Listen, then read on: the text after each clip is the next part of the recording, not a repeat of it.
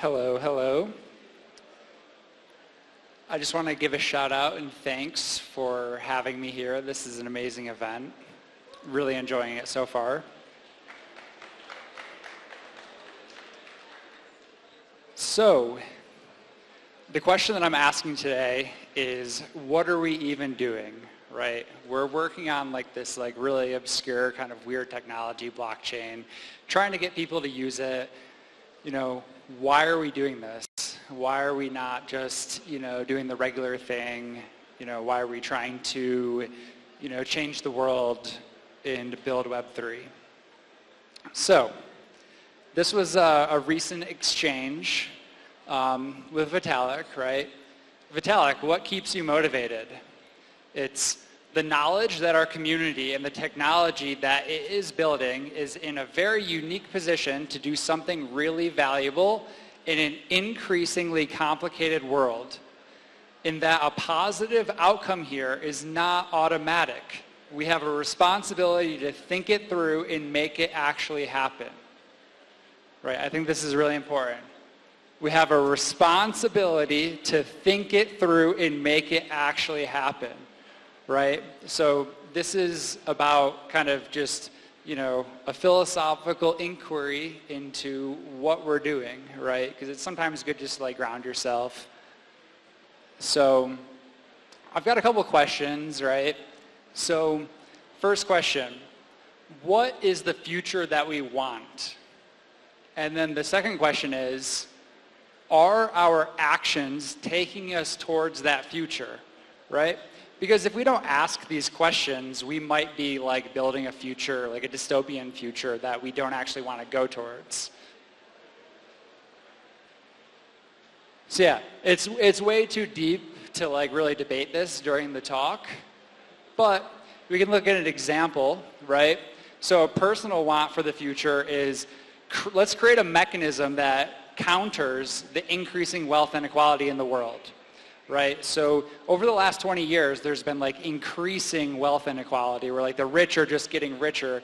And to be honest, there's no real thing that is countering this that I see that's obvious. It just seems like the wealth inequality gap is growing more and more. And this is kind of a risk for the future. Nobody wants to live in a dystopian world. So we can work forwards from the basics of blockchain technology to kind of figure out if we're building towards this better future. So we can think a little bit about what blockchains are useful for, right? So digital scarcity, digital identity, regulatory arbitrage, and coordination mechanisms. Okay, so digital scarcity, right? Digital scarcity is pretty interesting because before blockchains, information on the internet, you could just kind of copy and paste it. The joke about copying the NFT profile picture, right? But the thing that's different about blockchains is you can't copy the ownership of something, right? So it creates digital scarcity, and this is a building block that we can build lots of additional things on top of, right? So we are entering into this era where digital scarcity allows for ownership, right? We can own things. You could own a token, you can own an NFT, right? So Chris Dixon, he talks about how we are entering the third era of the internet, right? Where it's the read, write, own era, where now we can own things. And this is kind of a primitive that we can use to build applications on top of. Okay, so next, digital identity, right? So blockchain gives us these simple primitives for identity. It's portable, right? Right now you have a login on every single website that is different, right? I think blockchain gives you this kind of portable, very basic building block that you can use as an identity. Also, regulatory arbitrage, right? So that's one of the main use cases of blockchain right now, is kind of getting around regulation. And I definitely do not recommend breaking any laws. Don't do that. But That is one major use case. You can see Tether down here. There's also coordination mechanisms, right? The word, like the term credible commitments, right? You're able to basically promise that you're going to do something based on agreed upon conditions. It's kind of abstract, but this is something that is a lot of people are kind of building on this idea of credible commitments. It's a way to scale trust. Okay, so what can be built on chain? We have money, government, and then capital allocation mechanisms. These are like kind of three things that can be built on chain. So real quick, we'll just like talk about what money is, right? So there's kind of, 5 different little definitions of money here. We'll start with medium of exchange. So like a medium of exchange is just like basically something that you can, it's something that is widely accepted, in exchange for goods or services, right? Then there's store of value, right? So that's something that it retains its purchasing power over time. Like you can hold it, you don't need to worry about like being inflated out of holding your value. And then there's like the unit of account, right? So that's basically like if you go into a store and you see that, an item is denominated in a particular currency, then that's like the unit of account. It's also a means of control, right?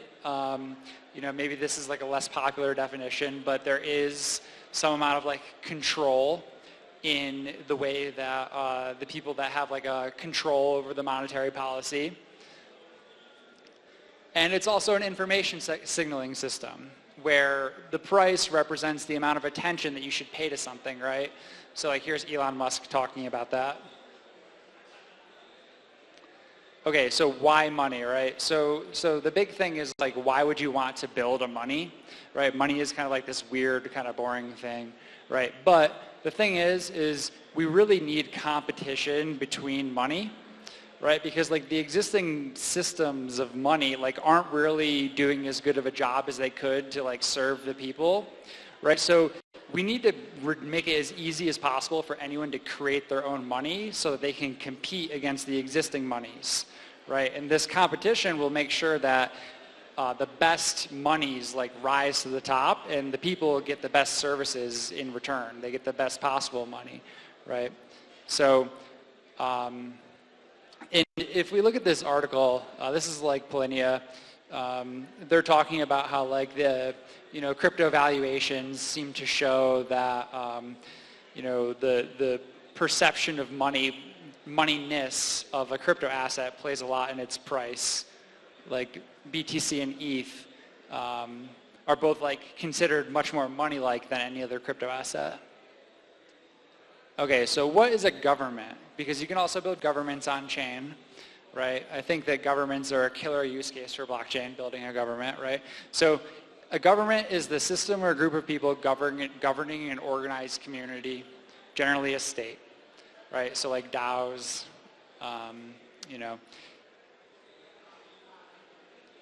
So why would you want to build a government in the first place, right? So I think one thing is you can kind of look at the legal system of countries, and there is quite a bit of technical debt in the legal systems. So what do I mean by that? Basically, if you look at the laws, the way that laws are created, laws are added over time, right? And it's not often that like laws are removed. Like laws are added more than they're removed, and laws don't necessarily expire. So today, you often have like laws from like 100 years ago that are, influencing your behavior, or, they're interpreted in a particular way. So it's a lot of technical debt. Yeah, so right here, talking about this, right? It would be nice to be able to like start fresh, but it's really hard to like coordinate everyone to do that, right? So this is why it's nice to build governments on chain. Optionality, right? So if you don't agree with your government, like today you don't really have much choice. I mean, you could move to another one, but, maybe they're different, maybe they're not, maybe it's too difficult to like move. Right, so the idea is that we want to make it as easy as possible to kind of create your own governance system so that you can always like exit from an existing governance system that you don't like into a new one that you do like, right? So this competition between different governments will like be best for the people, right? So basically one of the ideas is that we want to push down the cost of creating a governance system, right? And we can do this through open source software, right? So at Optimism, we build the OP stack, and one of the ideas is that it's free software to basically enable anyone to kind of, use it, and then you can spin up your own blockchain and governance system on top of it, and you can kind of, govern whatever you want. Okay, so what else can you do on blockchains? You can build capital allocation mechanisms, right? So capital allocation mechanisms, it's just some rules for distributing value, right? Like, in today's world, capital is allocated in different ways. Like you kind of, have a job, you get paid, right? That's a capital allocation mechanism. It's basically just like rewards or punishments for specific behavior. Like you're rewarded to do something by getting paid. So why do capital allocation mechanisms matter? It's because today we definitely have enough capital in the world to make sure that everyone has like a relatively good standard of living. But we're just really bad at allocating the capital to make sure everyone gets to experience that, right? So basically what we need to do is we need to figure out how can we allow anyone to come up with their own capital allocation mechanisms and put them out there in the world and see if they operate better than the existing, world today. Right, so, like we can talk a little bit about like the Federal Reserve, and they kind of manage the USD. They have an outsourced role in defining like the rules of like the global monetary system, right? And like, I think my question here is like, do they deserve the right to have an outsized role? Like, why can't we all just kind of come up with our own, competitive or competing ideas and that are maybe they will work better for us?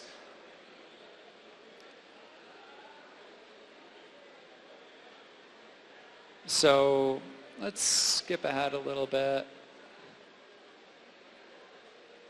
Okay, so I think right here, this is an important point. People will often conflate capital allocation mechanisms with capital, but those are two different things, right? I think that if we have better capital allocation mechanisms, we will have better capitalism, right? And I think that capitalism is the best economic system, right? Like, people might not agree with that. I think that the problem is with the way that capital is allocated, not necessarily capitalism, right? So I think that like our job really is to reparameterize capitalism to like upgrade it so that capitalism does a better job of allocating capital, right? Everything in the world just comes down to how capital is allocated, and we need to kind of think about like what are the incentives in the system. How are people being rewarded? How are people being punished? How is the capital flowing through the system? Right, so it's up to us if we want to create a better world. We need to like teach capitalism how to allocate capital better, because pretty much making money is a universal behavior driver, right? Like everyone is working a job, trying to make money to survive. It's kind of like the unifying thing that is like everyone is incentivized to try to make some money to survive, right? So my claim is that people should only get rich by, doing good behavior. And, good is like a little bit undefined here. We'll get into that. Right, so subjective, like good behavior is like subjective, or we can like, go a little nerdy into it and think about game theory, right? But the claim is that people today can get rich by cheating the system. And I think that is a problem. That's like a major problem with capitalism, right? So like, you know, Google or Facebook, right? I think Facebook is a good example. Kind of they kind of have like their algorithm set up, right? And, you know, they can, they will like manipulate your emotions to like increase the, you know, cost or the value of their ad space. Is that good behavior? You know, but they're making a lot of money doing it. So basically what we need to do is we need to enable experimentation with different sorts of capital allocation mechanisms. And this is where retroactive public goods funding comes in. So the idea is with retroactive public goods funding, it's very simple. Instead of looking to the future with allocating capital, like today oftentimes we'll, you know, give like a grant or we'll like pay somebody to like do something, right? This is kind of the opposite. In retro PGF, you look into the past and then you fund what was impactful, right? And this can be much less wasteful because sometimes if you know, put the money up front, it might not come out very good.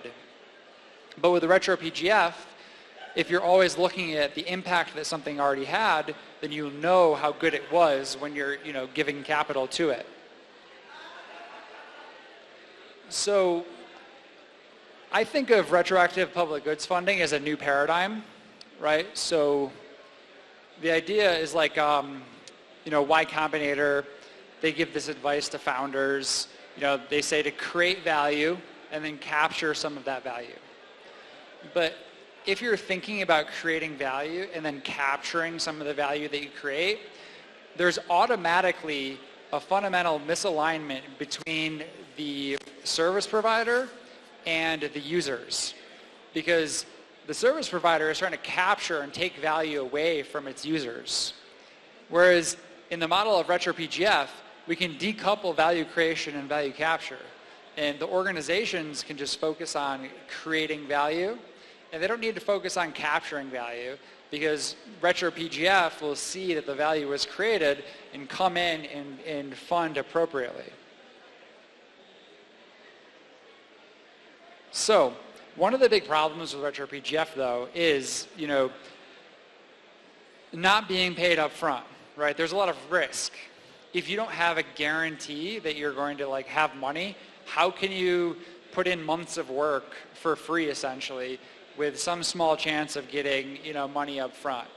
It requires a lot of faith, right? So there are solutions that we could build on top of this to like make it faster, right? I think this is one of the major things that is holding back retro PGF today. So one thing that you can do is you can create a prediction market on the payout of the retro PGF, which this just basically means upfront, you know, you can have liquidity, and that liquidity will either, you know, be worth the payout of the retro PGF if you receive it, or it'll go to zero if not. It kind of adds like speculators. This does not exist today because it may or may not be a security. So I don't know. We need to figure it out eventually, but one of the main ideas with retro PGF is impact equals profit, right? And this is just an opinionated way of saying that people should only get rich by doing good behavior. So, who decides? What is impact? This is the big question, right? So, the great retro PGF oracle should decide. This is actually just kind of a joke, but this is like, it's fun, right? You could imagine that there's like this all-sensing being out there that could like see all of the information at the same time and understand who is impactful, right? And then be able to make the allocation decisions based on behalf of the Optimism Collective, right? Like, but the thing is like oracles don't actually exist. In practice, it's governance, right? So that's like one of the reasons why, you know, being able to build a government using open source software is really important, because we can use governance to allocate capital through RetroPGF, right? And the idea is that we need to train governance to be the world's best capital allocation mechanism. That is how RetroPGF takes over the world, is governance gets better and better at making decisions and is able to allocate capital to like those that are impactful and then basically, grow itself. So back to the big picture. Is RetroPGF going to reduce wealth inequality? That's my question. Maybe. I'm not sure. It's still pretty early in the world of RetroPGF, but I do know that it has created a bunch of opportunity for people, and I would love to see how it continues to play out. So, just like a couple of thoughts. Basically, if the project does not have a strong moral compass, it will only accelerate the existing power structures. So just be mindful of what you work on, and together we can build a better future.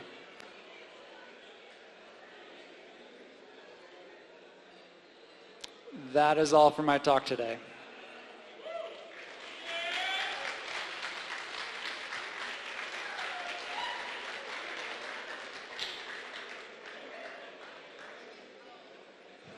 Bueno, ok, nos da tiempo para hacer algunas preguntas, un par de preguntas. ¿Alguien desea? Si puedes acercarte, por favor, para que te pase el... Uy.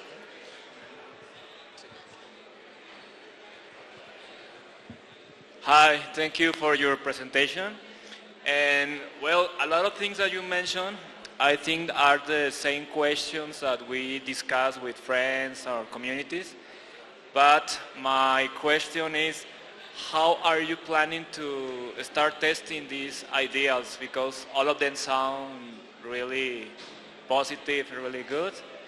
But how are you planning to start testing this in your community or with other community or even with people that is not yet related with blockchain and crypto and all these ideals? Yeah, that's a great question.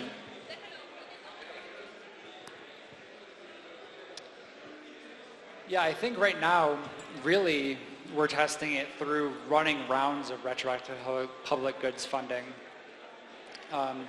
Growing past that is a great question. I feel like right now we're kind of focused on the blockchain communities in practice with RetroPGF, but it would be my dream to eventually, scale retroactive public goods funding to fund physical infrastructure like houses and roads and education systems, but it's just so early and we need to be able to grow it to kind of get to that point.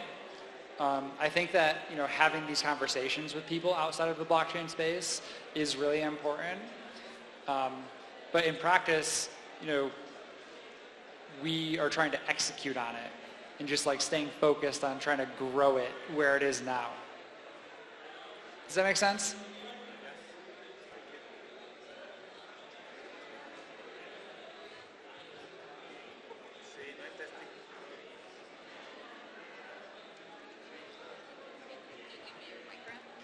Puede ser pregunta en español si quieren, y aquí se la traducimos a Mark también, si lo desean. Tú tienes una, vale. A ver si me pasan el... A ver, no sé si tengas problema con el...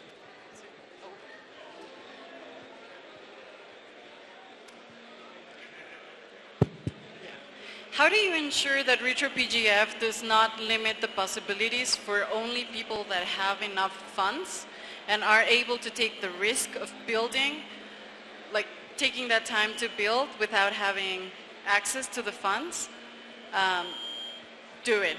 So how can we ensure that the Optimism Collective is not built only by those that have access to funds?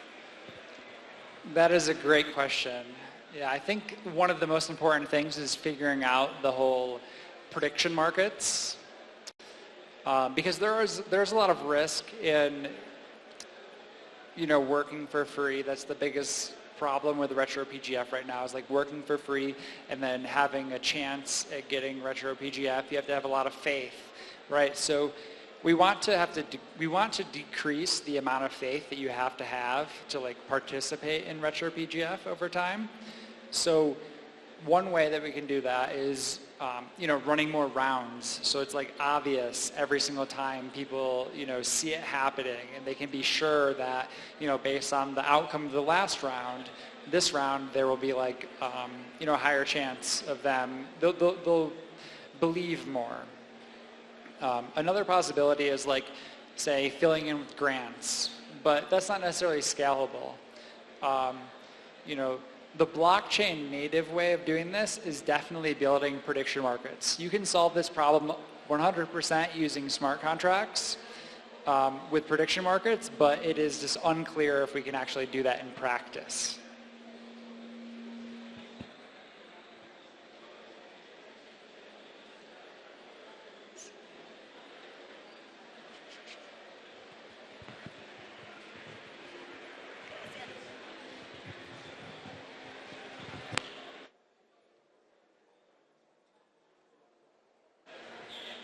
How do you prevent the mechanism, well, how can you prevent collusion that basically is the reality of today's politics? We see it in, unfortunately, this country and many in the Americas.